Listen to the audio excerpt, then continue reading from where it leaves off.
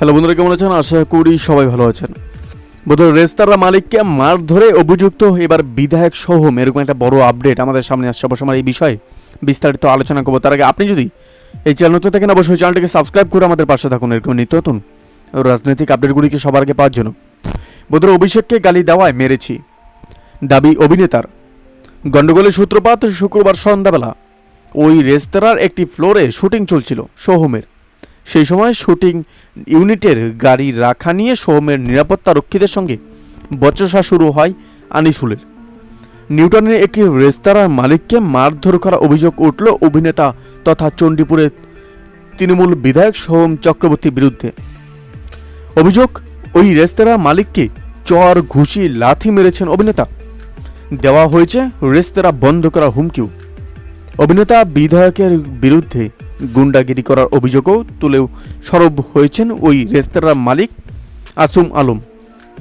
মারধরের কথা স্বীকার করে নিয়েছেন সোহমও, যদিও তার দাবি ওই রেস্তোরাঁর মালিক তৃণমূলের সর্বভারতীয় সাধারণ সম্পাদক অভিষেক বন্দ্যোপাধ্যায়কে এবং তাকে গালিগালিজ করার পরেই তার মাথা গরম হয়ে যায় এবং এরপরই তিনি তাকে চর মারেন। তবে আনিসুলের পাল্টা দাবি, তিনি অভিষেককে গালাগালি করেননি এবং গালিবাজ এবং কিছুই করেননি।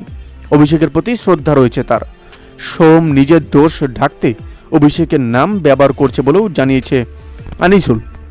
গন্ডগোলের সূত্রপাত শুক্রবার সন্ধ্যাবেলা। স্থানীয় সূত্রে খবর, ওই রেস্তোরাঁর একটি ফ্লোরে শুটিং চলছিল সোহমের। সেই সময় রেস্তোরাঁর সামনে শুটিং ইউনিটের গাড়ি রাখা নিয়ে সোহমের নিরাপত্তা রক্ষীদের সঙ্গে বচসা শুরু হয় আনিসুলের। আনিসুলের দাবি যে একটি পার্কিং খালি করতে বললে সোহমের নিরাপত্তা রক্ষীরা তার উপরে চড়াও হন, এরকমই অভিযোগ উঠেছে। এরপর সোহমও তাকে মারধর করেন, তাকে ঘুষি মারা হয়। সোহম তাকে সজোরে লাথি মারেন বলেও আনিসুলের অভিযোগ। আনিসুলের কথায়, সোহম নিজে আমাকে মেরেছেন। আমি অভিষেককে গালিগালাজ করিনি। আমার অভিষেকের প্রতি শ্রদ্ধা রয়েছে। আত্মরক্ষার জন্য মিথ্যা কথা বলছেন সোহম। আমি শুটিংয়ের অনুমতি দিয়েছিলাম। ওর এক কর্মী আমাকে বলেন, জানিস সোহম অভিষেকের বন্ধু। আমি তখন বলি, অভিষেকেরই বন্ধু হন আর নরেন্দ্র মোদীরই বন্ধু হন, তাতে আমার যায় আসে না। আমার গেস্ট আসবে, আজকে ঝামেলা করব না। যখন আমি রেস্তোরাঁর দোতলায় উঠতে যাই তখন সোহম এসে আমাকে ঘুষি মেরে বলেন, দেখবি পাওয়ার কি হয়।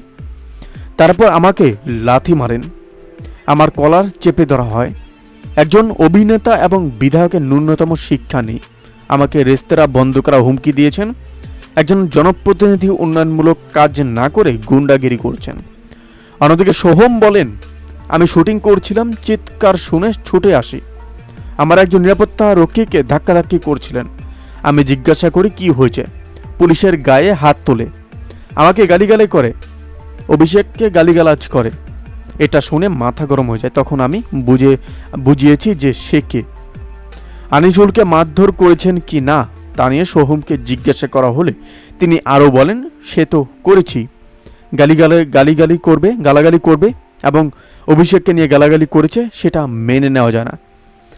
4টে চর মেরেছি, ধাক্কা দিয়েছি। অভিনেতারাও মানুষ, আমাদেরও আবেগ আছে, তারই প্রতিফলন হয়েছে। ছোটখাটো বিষয় পুলিশ দেখছে। যদিও এই বিষয় নিয়ে এই প্রতিবেদন প্রকাশিত হওয়া পর্যন্ত কোনো অভিযোগ দায়ের হয়নি, তবে তিনি পুলিশকে পুরো বিষয়টি জানিয়েছেন বলে দাবি আনিসুলের। আনিসুলও জানিয়েছেন তাকে মারধরে ভিডিও সিসিটিভিতে আছে। ভবিষ্যতে তিনি কী পদক্ষেপ নিচ্ছেন সেই বিষয়েও এখনও সামনে আসেনি। বোধহয় এই আপডেট প্রসঙ্গে আপনাদের কি মতামত অবশ্যই আমাদের কমেন্ট করে জানাতে বলবেন না। ভালো থাকবেন, সুস্থ থাকবেন, ধন্যবাদ। দেখা হচ্ছে নতুন ভিডিওতে। আপনি কোথা থেকে দেখছেন এই ভিডিওটিকে অবশ্যই আমাদের কমেন্ট করে জানাতে বলবেন না।